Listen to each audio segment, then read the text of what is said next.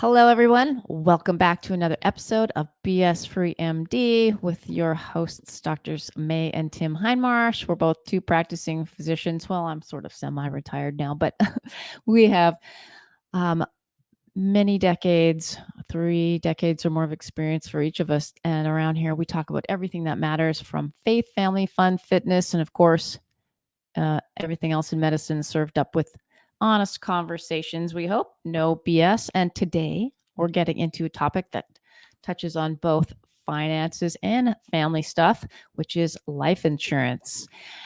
Today we have with us as our guest Jamie Fleischner, an expert in the field. She's joining us to demystify insurance and discuss the best time to start planning for your future. It's a really important topic. A lot of people just think it can sound, I don't know, blasé, but really so important. Jamie began her journey in the insurance industry in 1993 while still in college and driven by her personal experience that highlighted the critical importance of disability and life insurance. And rising through the ranks with her passion and expertise, she founded Set for Life Insurance in 1999, focusing on individual life, disability, and long-term care insurance. Really important as we start living longer. So, with a plethora of accolades under her belt and a commitment to personalized client-focused service, Jamie is positioned Set for Life as a leader in the insurance field, dedicated to finding the best products for her clients at the best rates. So, grab your favorite beverage, get comfy or not, or whatever. Let's go. Here's Jamie, and thanks for being on the show to share all about insurance and demystify all the confusion and see how it can be fun. Great. Thank you for having me.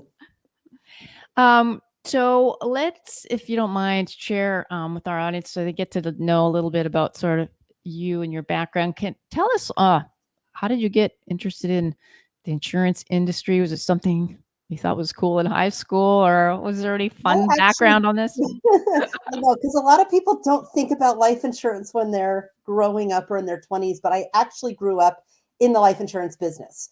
So my father was in the business and he would bring home old applications and I would play business person as a little kid. I'd go to his office and I'd work.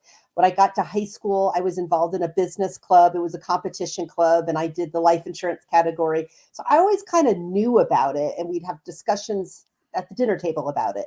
So it was something that I was always sort of aware of. I went off to college, had no idea what I wanted to do, but always knew I wanted to have my own business. And I did an internship and everything just clicked. I really love talking to people and getting to the nitty gritty about what their biggest fears are, what's most important to them, and being able to help them. So if something really tragic happens, I'm one of the first people that they call.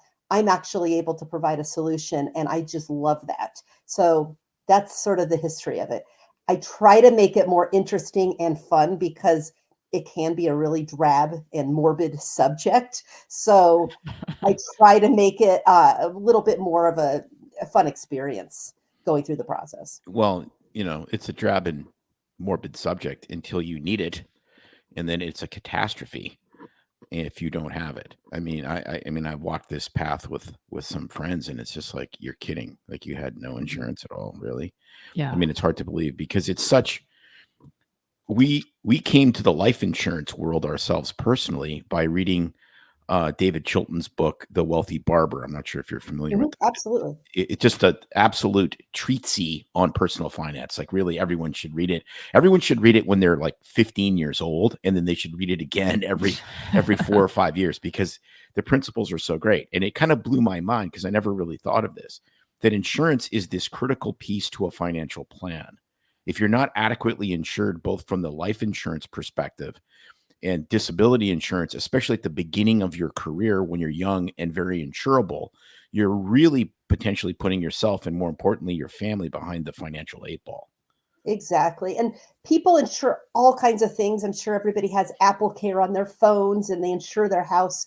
There's only one type of risk. There's 100% chance it's going to happen. We're all going to die. We just don't know when. And so it's the only kind of insurance that we know there is a risk. It will happen. It's just a matter, is it going to happen when you least expect it or when your family is still vulnerable? So Of the three kind of major types, life, disability, and then maybe long-term care. Let's start with like a life insurance, for instance. Take us down the path of like, when do you start talking to people about it? Is it something they should do when they're in college or just getting out of college, graduating, in their careers while they're young and healthy? Or do you wait for, we didn't really think about it till kids because it's like, we're both income earners unless we have dependents or a big pile of debt. So I'll just stop there and say, well, what do you tell people when you start thinking about life insurance and what it's kind of the key things to think about? So whenever I talk to people about insurance, I think about it in the fact of what do you need in the foreseeable future? Because nobody really knows necessarily 5, 10, 15 years down the line what their health is going to be like, what their family situation, their personal life is going to be like. And so each type of those insurances are important depending on your individual situation. So disability insurance is important if you're reliant on your own income. If you become sick or injured and you can't produce an income and you still need it to pay your bills, to pay your loans, pay your mortgage, you need to make sure your own individual income is covered. Life insurance becomes important when someone else is relying on your income. So if you're single and you're in college and something happens to you, it's sad, it's tragic. Your family probably has to pay for a funeral, but you probably weren't supporting somebody else financially. So you didn't have those obligations.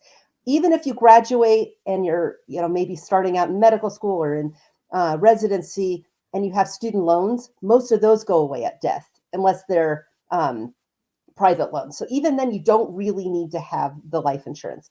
Life insurance becomes dependent when you have a partner, you have a mortgage, you have a spouse, you have a child, where if you die and someone is at a loss, it replaces that income stream. So that's really when it becomes important. How often, just because you brought it up, and this is kind of taking a little bunny trail, but how often are there private loans like that where family members, next of kin, parents, I guess, are responsible for those debts? I think it's really rare. I Yeah, would I was say like, I would say less than 5% of the time. I don't know the exact statistic, but okay. it's a really small number of loans that are private. And that's check the fine print in anything you're signing so that you know Exactly. what you're Now, on. if you're buying a practice, like I work with a lot of people, they're buying a practice. Maybe they're a dentist or they're buying a practice. Oftentimes they require you to insure that loan because the bank says, if you die, we want our money. So that becomes another time when it's really important. So again, when someone else is reliant on your income, that's when you need to insure it. Right, and that actually goes for business partners as well. I mean, speaking to physicians, there's physicians in small group practice partnerships, where you would literally have a life insurance policy potentially on your partner. So if something happened to that income stream, it won't sink the business for every other partner. We had a Correct. sad case of that in Oregon where there's these two wildly successful LASIK surgeons, and they had, I think, a $3 or $4 million policy on each other. And then the one guy took a hit out on the other guy. Okay, well, that's Unsuccessful. another, yeah, Yeah. that's another whole thing. Unsuccessfully. In those situations, oftentimes there's also what's called a buy-sell agreement. So let's say you have like a couple of partners in a practice, you buy insurance policies on each other, and then you get a document that's written up by an attorney. So if something does happen, you can buy each other out. Because if you don't set it up properly, you might end up in business with your deceased partner's spouse because they would by law have ability to run the practice. If they're not an MD or something, then all of a sudden they might be calling the shots and it could be a huge mess. Yeah. So if you are in a practice, and especially if there's multiple partners, it's really important to make sure it's not only insured, but you also have the proper documents set up properly. Okay, so let's say I'm finished my my training, and I am out in the world, and I am looking at getting some life insurance because I'm married, my spouse is staying at home, and we're about to have a child. What kind of things do I look at, and what are the options? So the primary type of insurance that I generally recommend is term insurance. You get the most possible insurance at the least cost. So there's two main things that you want to look for. Number one is how much do you need? And number two is how long do you need it? So in the scenario that you described, you're just in the beginning phases of your family. And so typically you want to have the insurance in force until you've paid off all your loans and you can self-insure. So until you've accumulated enough assets, or until your youngest kid is hopefully off the payroll, which is about age 25, hopefully. So in that case, I would, that's hopeful. So in that 45. case, but so typically, again, in that scenario, I usually recommend like a 30-year term. And what that means is the rate is fixed for 30 years. At the end of those 30 years, it expires. Now, obviously, things can change over time and you monitor it. Let's say 3 years later, you end up having triplets and all these things change. You can always add to it. But you can't extend a term life policy. You also can't increase it. So when you buy it, it's fixed. So in that scenario, I always say go a little bit longer than you think, meaning don't get a 20-year term, because in 20 years, your oldest child will be 20 and you might have kids that are still in high school. You're really vulnerable. Those are expensive years. So go with a 30-year. You can always drop the policy if you need to. Then the other part of that equation is figuring out how much do you need to have. In simplistic terms, people usually get 10 to 12 times their income. If you're the beginning of your career and you're maybe still in residency and you're not at your full income potential, then you want to also look at what's the income potential, but you can also look at it as something happens to you, how much needs to be replaced. Each million provides the family about $4,000 a month of income. So if something happens to you and you say, my family needs $10,000 a month, you really need about a $2.5 million policy, 30-year term. So that's about how we do it. And then what we do is we shop around and we spreadsheet it. We look at all the available companies and generally recommend go with the one that's going to be the least expensive. Now, if you have health problems or there's other kinds of circumstances, sometimes we'll recommend a specific company based on that. But for most people, if you're healthy in that kind of case, they usually get, like a 3 million 30-year term, put it in place, and then again, evaluate every couple of years. And then that obviously that 10 to 12 times takes into account inflation over the time because what you start off, say what you're making. You're essentially not touching that principle. Right. At least you're not touching that principle so for instance, tell me if I'm not tracking correctly, but let's say you're 35 years old, you're reasonably inexpensive to insure, you get $3 million worth of life insurance. So you're going to be able to cash flow about $12,000 a month at a low rate of return. So, and then not touch that principal. And then when you reach retirement age, you still have at least that principal left to retire on. Correct. The reality is if you died, when you're 37 years old and your beneficiaries get it over time, like you're saying with inflation, initially maybe you need 12,000 a month, but then that creeps up. So eventually you probably have to start drawing out of that principal. So but you have I was thinking, if you're adequately insured, you have such a long period of time before you really have to start knocking any significant amount of money out of that principal. Hopefully it's earning enough that it keeps up with inflation. That's really correct. And I was thinking the opposite in terms of say you purchase your insurance, you're 30 years old for a 30-year term, and then you suggest based on your income at this time, a $3 million policy. We'll say you die when you're 50, so you're 20 years into it. Now that $3 million doesn't go quite as far as it did. Yeah, but you're 20 50. years before. You've also had 20 years to accumulate wealth and pay down debt. Yes. So now your kids are, maybe in their 20s. And so hopefully again, and maybe your mortgage is worth less and your retirement account is worth more. So as time goes on, your need does somewhat shrink, but again, with inflation. So that's why it's important to reevaluate, because a lot of times they start out with 3 million 30-year term, and then a couple years later, things change. You can always buy some more. You might say, okay, gosh, things are different than we thought. You can get more. You just have to apply at that time, and it's going to be a little more expensive because you'll be a little older. But, got it. Yeah. So it's kind of a moving target. It's not an exact science.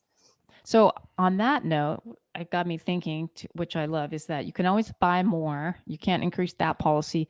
Let's talk a little bit about, this is the new thing that I hear all the time about laddering life insurance. Instead of, you can get sort of multiple ones that, the that are different values based on different terms. Is that very common? And when do you recommend that? Or can you explain laddering life So insurance? basically, laddering is, let's say you needed the 3 million, but instead of getting a 3 million 30-year term, you get a 1 million 10-year term, a 1 million 20-year term, a 1 million 30-year term. And the assumption is in 10 years, I've accumulated $1 million of assets or paid down debt. I don't need that as much. And then in 20 years, 30 years. I personally am not a big fan of that.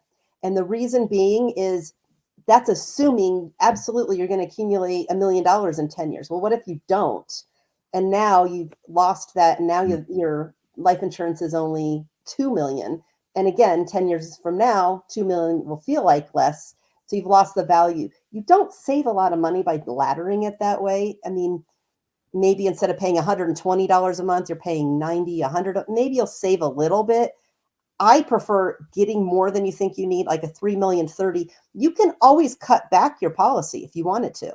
So in 10 years, you can reduce your policy from a 3 million to a 2 million.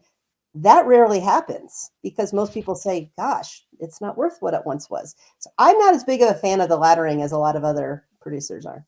Yeah, Interesting. So they do that basically to try to cut costs, thinking, right. But you're right. Yeah, Usually what happens is that yeah, it would be easy to, if you're exponentially wealthy and you can self-insure, then you can just cancel. right. But it's so cost effective as a financial vehicle to protect your family if you're young and healthy that it's such a complete no-brainer. Like to try to nibble at the edges of this to try to save 25 or 30 bucks a month, even over the entire term of 30 years, just seems completely insane to me. I think so too. And then 10 years from now, you're probably not going to be healthier than you are now. So if you needed, if that $1 million expires and now you're, instead of 30, now you're 40 and now you're on, heart medicine or you were diagnosed with a blood disorder, you can't replace it that easily. So again, I always just kind of get a little more than you need for a little longer than you need it. It's easy to trim it, but if it expires, you can, and like you mentioned, it's not that expensive to get a term policy. It's really not. So you don't need to cut the corners. You're better off having it instead of letting it expire. So I have an avocation problem.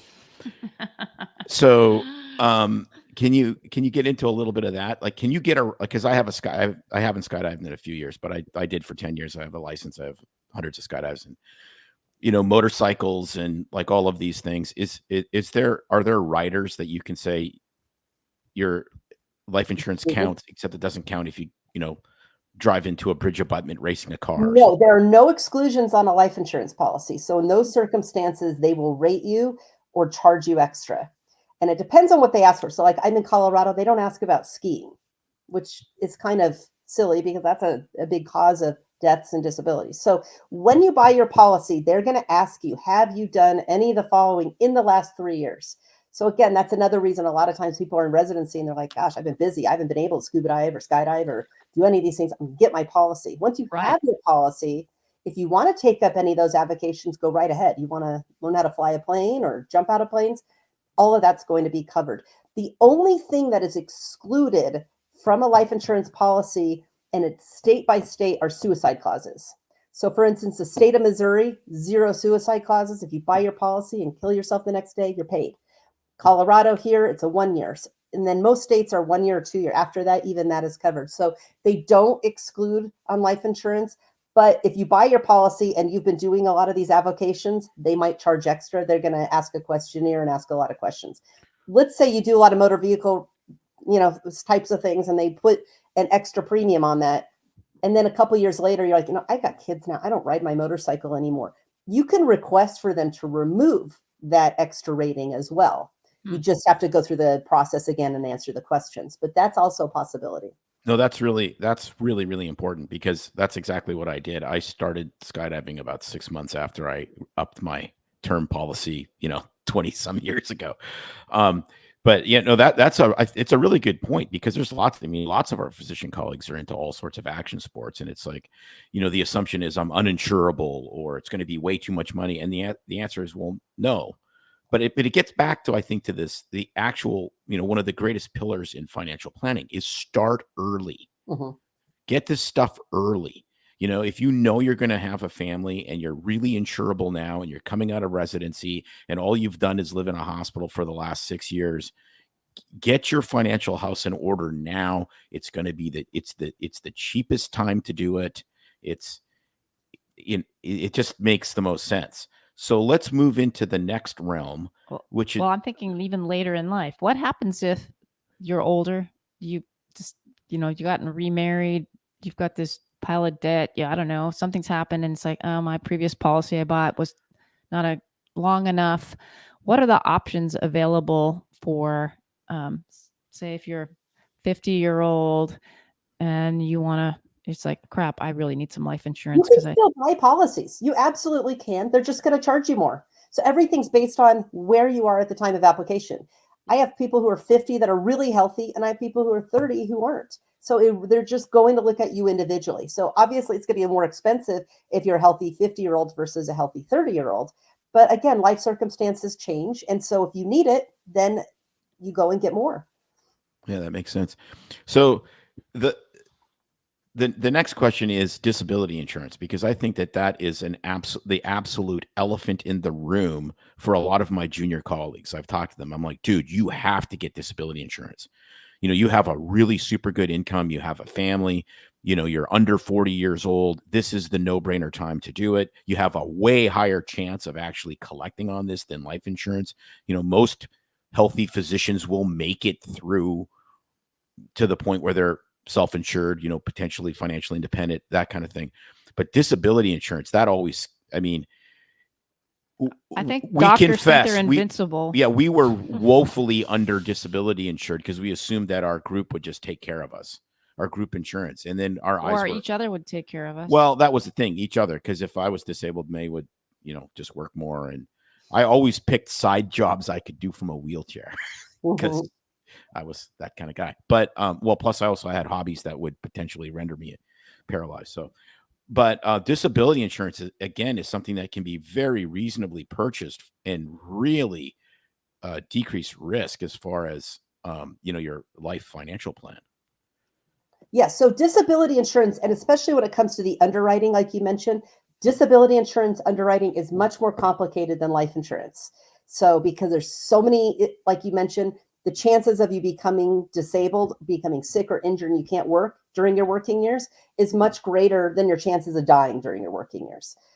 So that's why, and they look at everything. So the younger you are, the better off you are when you purchase your policy. If you're in medical training or in residency or fellowship, there's also extra discounts. That's the time to get it. So chances are you will be reliant on your own income. No doubt about it, unless you're fabulously wealthy or you marry somebody that's fabulously wealthy, which is, again, pretty rare. So almost all physicians during training really ought to get their own disability policy, because once they have that policy and they have those discounts, it's portable. It can go throughout their career. Most people don't stay at one place their entire career, and you can't rely on your group benefits to take care of everything. Group benefits are really intended to be more for rank and file employees, not for high income employees. So the higher your income, the less it's going to replace. So it's really important to get your own policy. That's a really important point, because we didn't know that. We just hear, oh, the group has disability insurance, box ticks, you know, without really thinking about. Right. But then it's not own occupation. So it's like, well, we expect you to work at Walmart as a greeter, even though you were a neurosurgeon. Right. So can you explain that, as well as the importance of when you're getting your own disability insurance, like own occupation? I mean, a lot of people when you don't know. get your own individual policy, it's going to be more comprehensive, because they're going to look at you and ask you the medical questions. So they can individually select. They can say, you're healthy, this person's not healthy. So they can underwrite it and have more control who's in the risk pool. As a result, they can offer more comprehensive coverage. And like you mentioned, the most important part of the disability policy is the definition of disability. If you don't have a good definition of disability, the policy is worthless. That's how they determine whether or not they're even going to pay your claim. So an own occupation policy says if you're sick or injured and you can't work in your occupation, which is also your specialty or even your subspecialty, you're going to get paid, even if you can work in another specialty or another occupation. So you mentioned a neurosurgeon. I had a client who was a neurosurgeon. Early in his career, he developed an eye condition, which he became partially blind. I don't know about you, but I wouldn't want a partially blind neurosurgeon working on me. So he was no longer able to be a neurosurgeon. He was able to go back. He filed a claim, got paid full benefits. He's still on claim. He's now in his 50s, retrained and did psychiatry. He did research. He did psychiatry. He has a full practice, doing fantastically well. He's still collecting benefits because at the time of claim, he can't be a neurosurgeon. So that's really important. That's the most, so if you only know one thing about a disability policy is own occupation and get it early. Yeah, see, that's really interesting because you said two things that are in a way kind of divergent. So if you're the go-getter that's 100% focused on career, doesn't have a partner, never had kids, et cetera, and now you're going to be, this neurosurgeon, orthopedic surgeon, high wage earner, high intensity job, you may need no life insurance, but you may need really bulletproof disability insurance. And again, like, why we didn't get this in residency, it blows my mind, because this is literally, basement foundational financial planning stuff. And I've talked to some of my young colleagues and they're like, I can't afford it. I can't do that. And I go, dude, you can't afford not to. Right. And there's ways that you can have it be more affordable. Like some of the companies have, escalating premiums. So it's less expensive initially and the premiums go up. You can also trim the policy, maybe not have as many bells and whistles. It's just important to have the policy and to be able to increase it in the future. So you get your policy. You can even get a small policy during residency for $50 a month and then adapt and change it as your career goes on. It's just important to have it, to have something. So compared to life insurance, how does disability insurance sort of fluctuate as you get older? Say, for instance, I'm thinking if someone starts off in a career and then switches careers, say in their mid years, and goes back to school and becomes a neurosurgeon later in life. Early on, their disability policy might be smaller because, say, they were doing some job from, I don't know, nursing, you're a PA, a secretary, and their disability insurance policy is less. So say when they finish and they're 40 and now say you are a neurosurgeon, high income earning person, professional with Nike, Core, whatever. And I'm trying to think of an example where it's easy to get disabled and not be able to do your job. That I'm thinking more in terms of, you're right, neurosurgery. Is it that much more expensive later in life? Like because you can't overinsure yourself, correct? No, you can't overinsure yourself. Well, that's what I mean. You can. So everything, again, is based on where you are at the time of application. So I was working with somebody this week who was a non-traditional medical resident. They started later in life. They're in their 40s. They're finishing their residency. They already have kids. They're married, and they haven't bought their policy yet. They can still get a policy, but we might structure a little bit differently. Like maybe we don't put a cost of living rider on the policy, or maybe we might structure a little bit differently to keep it more affordable, but they still need to have the policy. So as long as you're reliant on that income, you need to have that insured. Now, on the other end of that is, well, when is it time to get rid of the policy? So if maybe, sometimes people say, I'm never going to practice anymore. I'm going to stay home with my kids and I'm not working. You don't need to necessarily have your policy. If it's temporary, if you're going to stay home for maybe a year or two and then go back, you can continue paying the premiums on that policy. If something happens and you're totally disabled, they're going to pay. And I did have this happen. I had a client of mine. She was a pediatrician. She had one kid, worked part-time. After the second kid, stayed home, developed cancer, and she wasn't able to, she had to hire people to come in and help with the kids. Since she had been paying all those premiums, even though she wasn't earning an income, she was still able to file a claim. So it still was able to be beneficial and helpful. Now, I've been doing this for 30 years. So I have a lot of clients that are now in their 50s, 60s, and they're transitioning out. And so when we get to that point, sometimes we don't just drop the policy. Sometimes now we reduce the policy. Maybe we change it to a 5-year benefit. Maybe we trim it. Maybe we don't need as much benefit anymore. The kids are out of the house. Now all we have is just a little bit. So once you're at a point where you're just working for fun and you are able to be financially independent, you don't necessarily need the policy anymore. But before you drop the policy, we have a discussion, because maybe you've had a pretty significant change in health. Maybe you're jumping out of airplanes. Maybe you're doing high risk stuff and say, gosh, my back is really hurting. I might need to file a claim. So before you drop it, you want to take all of those things into consideration. So are avocations, I would assume avocations are a big deal in disability policies. Oh, absolutely. Absolutely. You know, if you're skiing 100 days a year, your chances of being disabled are completely different than someone that quilts for fun. Absolutely. Yeah, we've had a lot of claims with skiing and cycling. But we've had a lot of claims on both those, and they don't ask about either of those on the application. Now, when you do apply, I tell people don't offer information to an insurance company. Right. Don't tell them, gosh, I always wanted to jump out of airplane. You don't need to tell them that. Just don't ask, don't tell. It, that's right. They don't ask, don't tell. So this is interesting. Let's talk about that a little bit as far as what you see, like the common things. So skiing, a bike accident, what other common things? You think skydiving, but that's probably the lowest risk activity.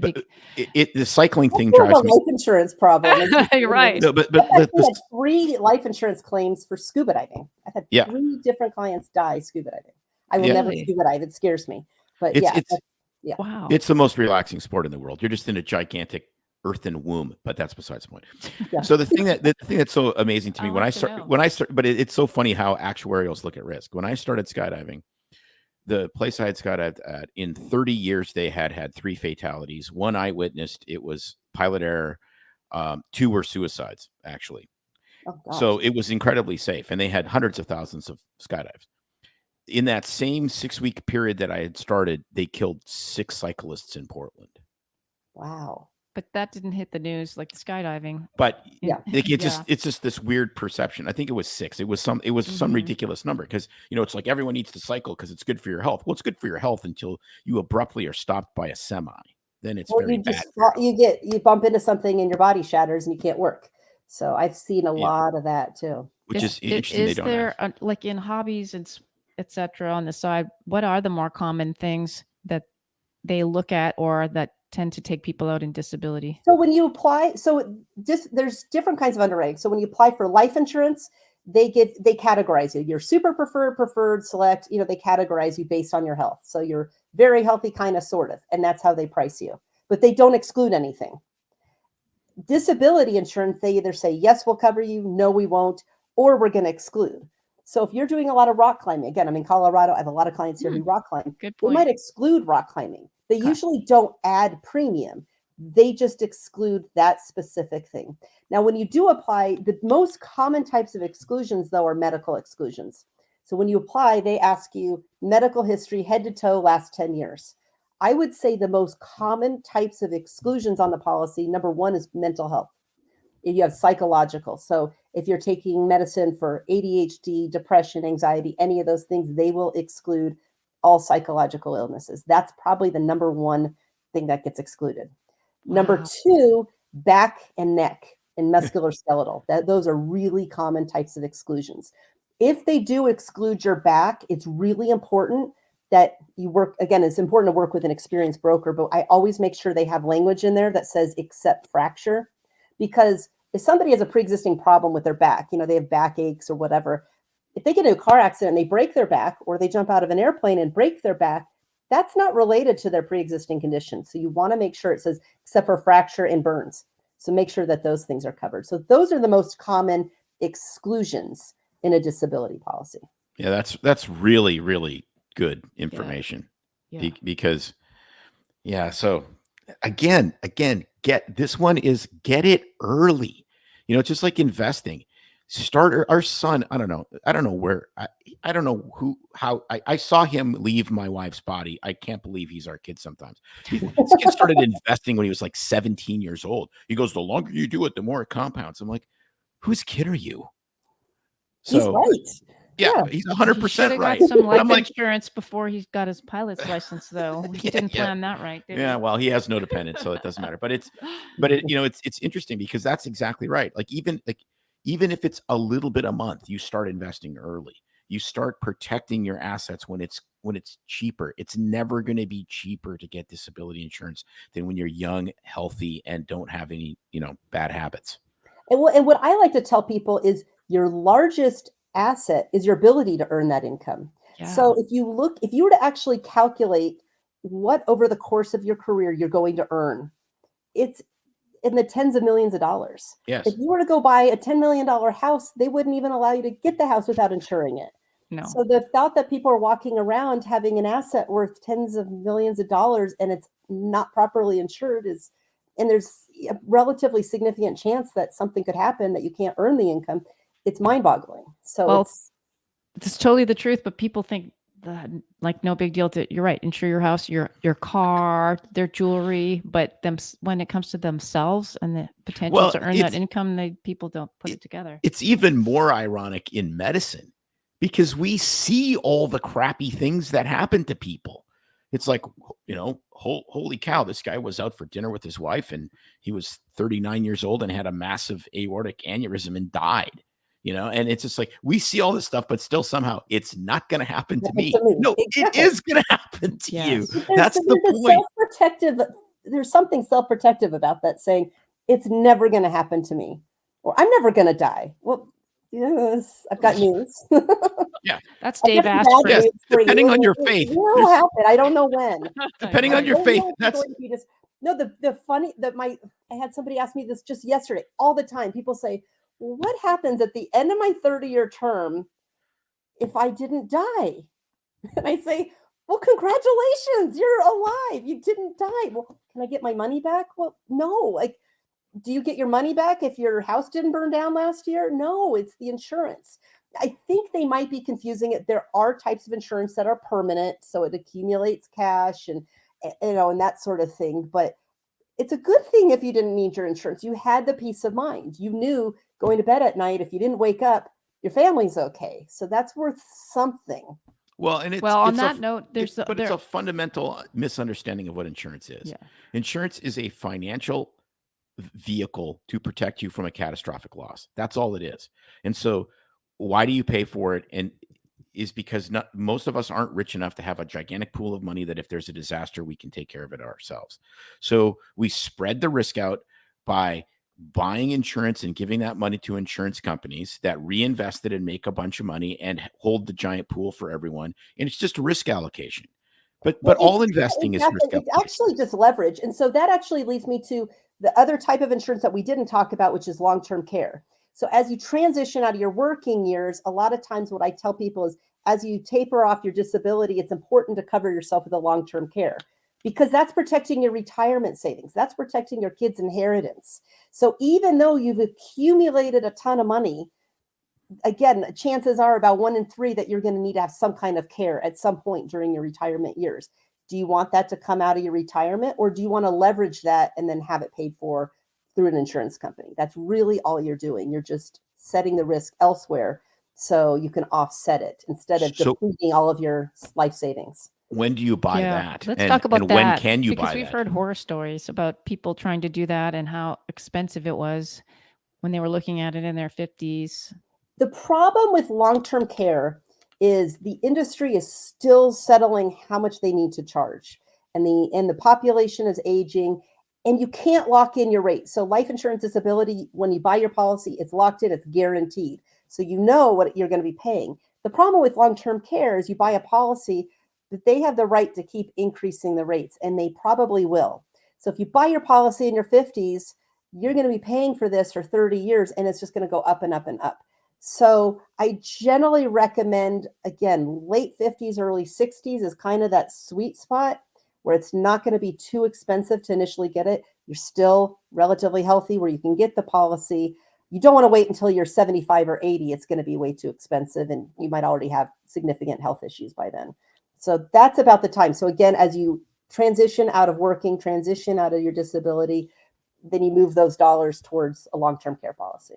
So how does one, I guess, is it obviously individual? It's going to be looking at your health history, maybe your family health history in planning if you're going to need long-term care insurance, obviously your financial assets, how much you have.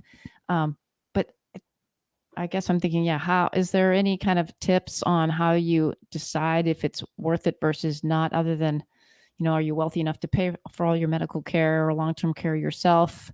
If you have a massive family history of dementia and it looks like, I'm going to need it, it's pretty obvious. That's got to be because that's long-term care for potentially a really long time. Yes. Yeah. So So yeah. So any what kind of things to long-term look care at? does, yeah. So what long-term care does is it says if you're unable to perform at least 2 activities of daily living, dressing or transferring out of bed, or dementia or Alzheimer's just triggers it. You don't have to have any loss of activities of daily living.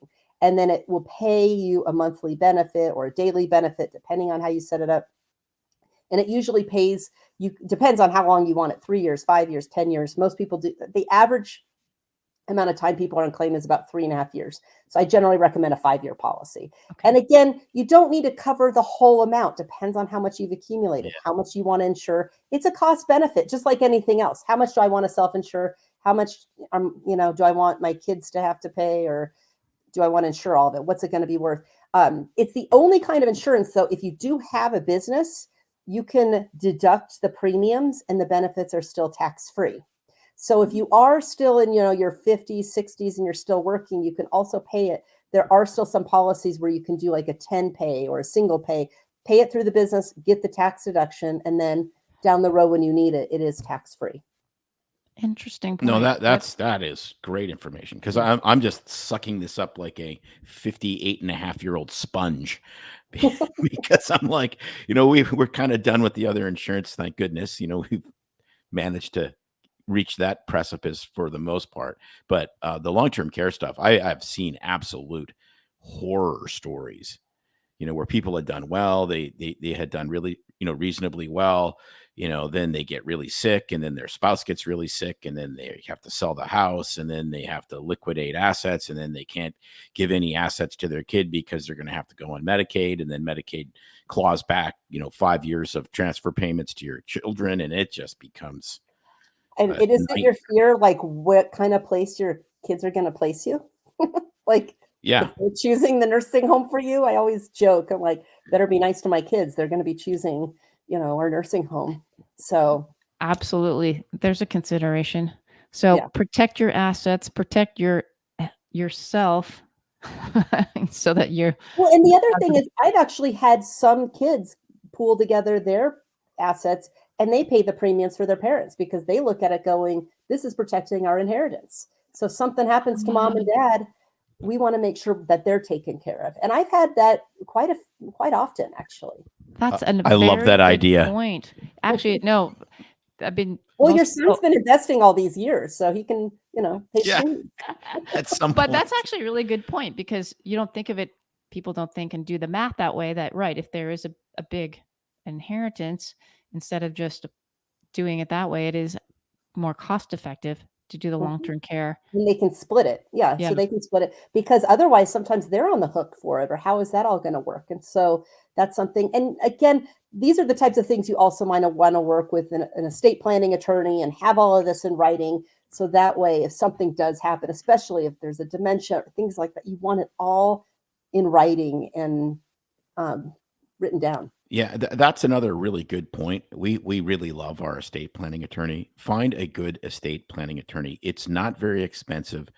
You can update. You're going to need to update. If you start with a will when you get married or when you start having a family, you're going to have to update it several times during your lifespan, and I mean, it's unbelievable how much damage you can do with poor Yes. planning.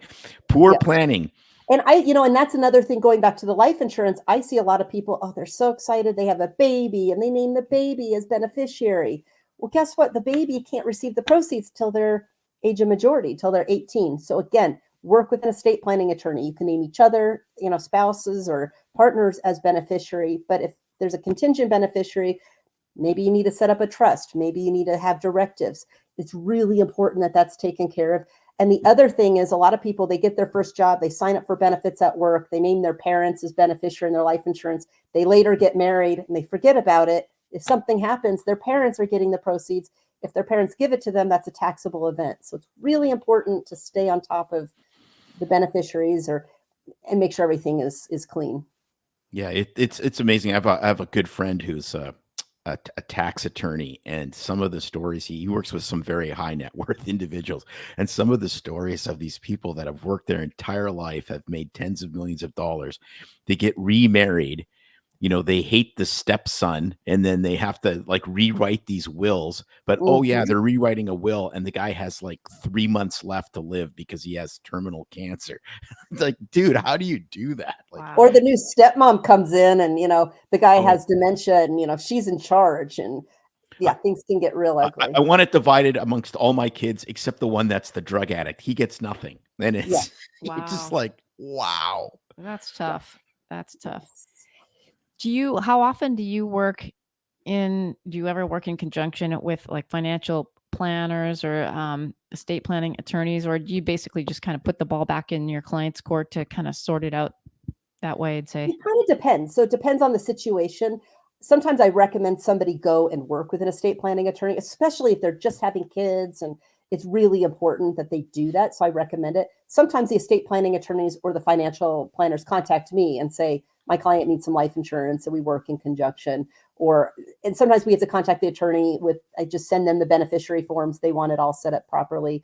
I think it's especially important in certain like non-traditional types of settings, like maybe it's a same-sex marriage, maybe somebody has a special needs child. Sometimes those types of situations can become more complicated, and it's even more important to have the proper planning. really good points? This is great. Any So other yeah, anything else? tips that we've kind of missed that you want to? I really like what you say about the same-sex marriage, special needs kids, things like that that people don't think Well, about and until laws, sometimes until you're in that situation. and laws are different in different states for different. It's like Yeah. some people are in a same sex relationship but don't want to get married, but they still want their partner to be able to, I mean, it's Well, so and you need to have medical power of attorney. Right. That's absolutely. really important. I mean, when my kids went off to college, I made sure we had medical power of attorney. I know people who learned that the hard way. Their kids were in a hospital away at college, and parents didn't know about it, and they weren't able to make any kind of decisions for them. So it's really important to make sure you have all of these things in place. And I do agree, you want to make sure you work with an estate planning attorney that's local, and don't just download something on the internet. That you need an actual person who can help you. It's not that expensive, but get the right advice. But yeah, the laws are different in California or Florida than they are here in Colorado. If you move or change states, it's good to just check in and make sure everything is set up properly. Great advice. These two doctors here on this end of the podcast didn't even think about power of attorney for our kids when they went to college. But you're right. I remember I had to call once when they were 18 plus 2 days for some medical thing. And that was it. I was like, cut off. Sorry, Mhm. your child's 18. I can't tell you anything. And I'm like, oh, but I work with you. I No, that literally work with you. It's that is, really But it's people been don't two think days. about it. No, you're It's right. it's really important. Yeah. yeah, Well, but and it's kids also don't. important too, like when my kids turn 18, we had them go and meet with our estate planning attorney, and they made their own medical directives. Like my sons, they named each other as, which I was kind of surprised. I thought they would just name the parents, but that was their decision. They're adults. So they need to be able to start making their own decisions too. No, that power of attorney going off to college is just that is just a brilliant idea. It's so simple to do. It's almost free. And exactly, like because kids go off to college and never do anything dumb that would render them inoperable. Never, never. Like, not possible. So, yeah, Yes, we yeah, will leave it at that. yeah, we'll leave it at that. We have just crossed that. Well, in May we'll have crossed that bridge, and both kids will have successfully graduated and have been off of the payroll. So that is kind of exciting. Congratulations. Yeah, you're welcome. Yes. So where can people find you? I assume that you can take care of folks all over the country. Yeah, we're in all 50 states. We've worked with people all over the country. Best way to reach me is just on our website, setforlifeinsurance.com. It's SETFORLIFE insurance.com. We have a request a quote. We have contact information. We have a Calendly link. Also, if people already have insurance in place and they just don't know if it was set up the right way or they just want another opinion, I'm happy to look at it too. I don't generally recommend replacing things unless it's really in the client's best interest. And one last thing is I do work as an independent broker. So I don't work for any insurance companies. I work on behalf of my clients. So when my clients do come to me, I shop it around. And so what I might recommend for one person might be completely different even from their spouse or their colleague because everybody's situation and their criteria is different. So it's really important to have somebody independent looking at everything and providing advice. Yeah, this has just been great. some of these financial episodes we've done, it's like, wow, it's just money. Kind of an important thing, actually, when you think of it. You spend a lot of time earning it and a lot of time spending it, and there never seems to be enough. And so, And insurance is the kind of thing that you need to have before things happen. I mean, a lot of people, they're diagnosed with something and they contact me and they want to get insurance. It's too late. It's, the whole people always talk about you can't smell fire and go out and buy insurance. It's too late. You got to get everything set up before things happen. And some things may never happen and some things will. So it's really important to just be prepared, plan ahead, even if it's not fun to talk about, even if it's uncomfortable to talk about, it's vital to take care of.